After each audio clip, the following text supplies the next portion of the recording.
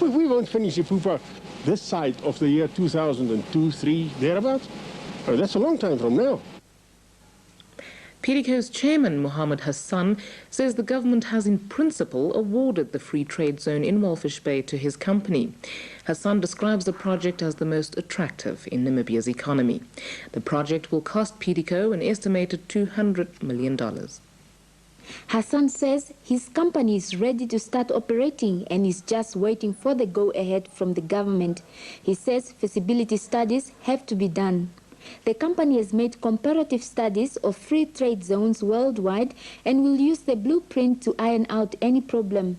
But documents must still be drawn up and signed. Very, very important project for the economy. It will bring a lot of investment to the country, a lot of jobs to the country. It will improve the economy. It will utilize. It's a very, very rich country. Namibia is a very rich country, supposed to be explored, but it needs a lot of capital, a lot of investment, a lot of high tech. Hassan says the free trade zone will not operate without the community's involvement. The project will involve developing additional infrastructure such as housing, healthcare, educational and recreational facilities in the town. I don't think it will cost the company less than $200 million to do something in that scale. On the Walfish Bay celebration, PIDICO says it has invited its shareholders to come to Namibia during the occasion as a way of introducing them to the country. We are, as Africans, believe that we have to have a share on such historical occasions. We love to be involved. We love to sponsor entertainment. We love to sponsor a lot of things to promote Walfish Bay, which we have interest from the business point of view. Hassan declined to comment on how much PIDICO will contribute for the celebrations, but it is estimated to be in the region of $2 million. Meanwhile, the Minister of Trade and Industry, Hidipo Hamutenya, has confirmed that the Cabinet did approve PIDICO's application to develop the free trade zone in Walfish Bay.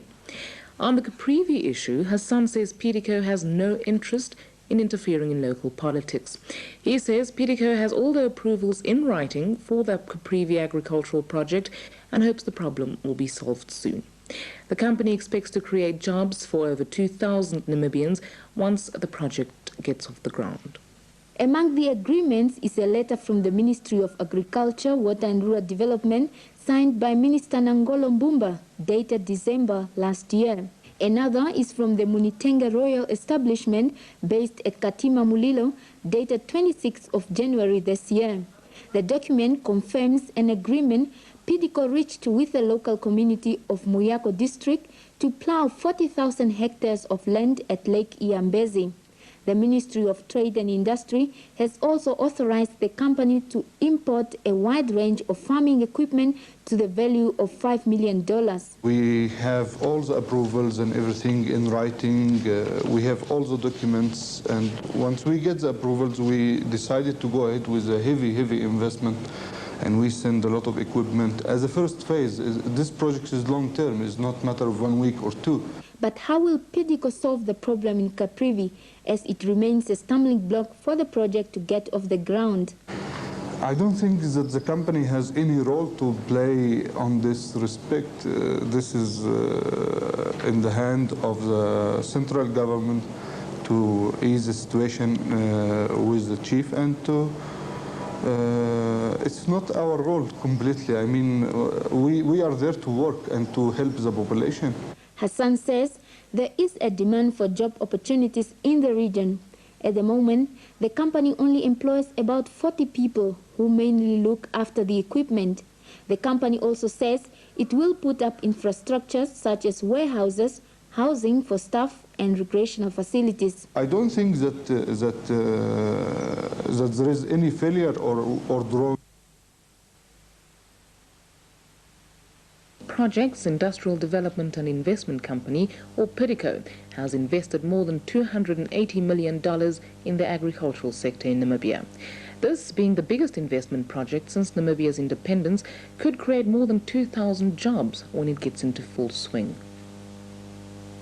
Today, the company received its first but substantial consignment of agricultural equipment at the Grootfontein Military Airport. Witnessing the arrival of the equipment was the Minister of Trade and Industry, PIDICO Hamutenya, who said, "The PIDICO project is one of the major investments in Namibia since independence.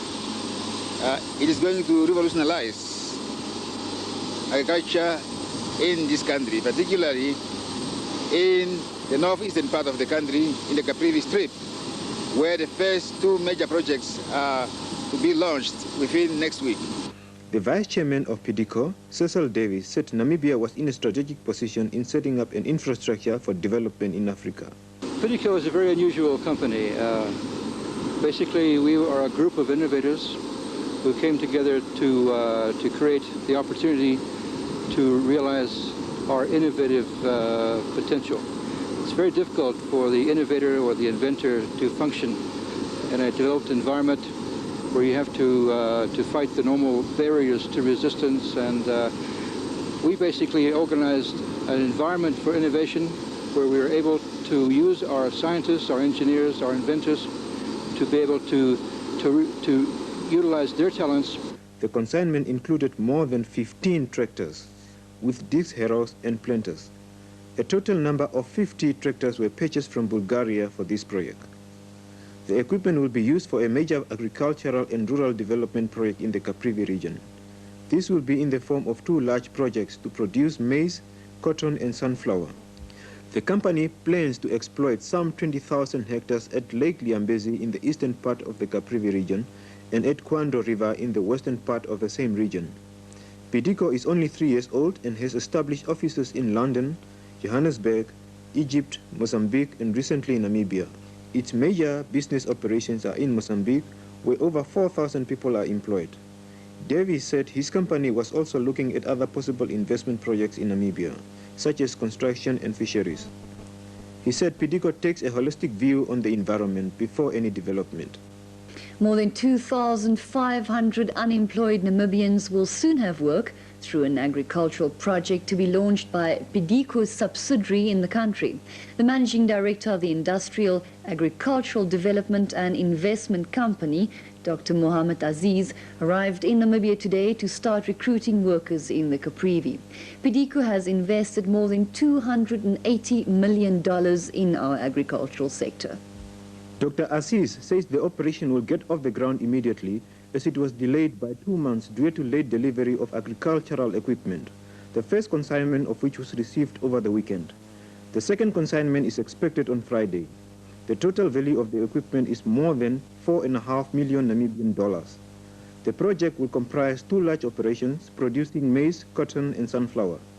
The company plans to exploit some 20,000 hectares at Lake Liambezi in eastern Caprivi and at Kwando River in western Caprivi. We are going to grow maize, especially in Liambezi Lake, just to make sufficient food for the people in first place.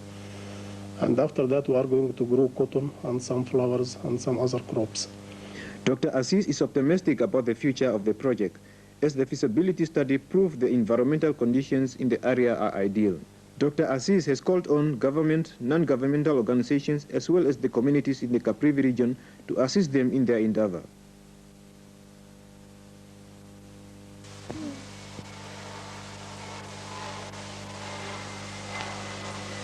Industrial Development and Investment Company.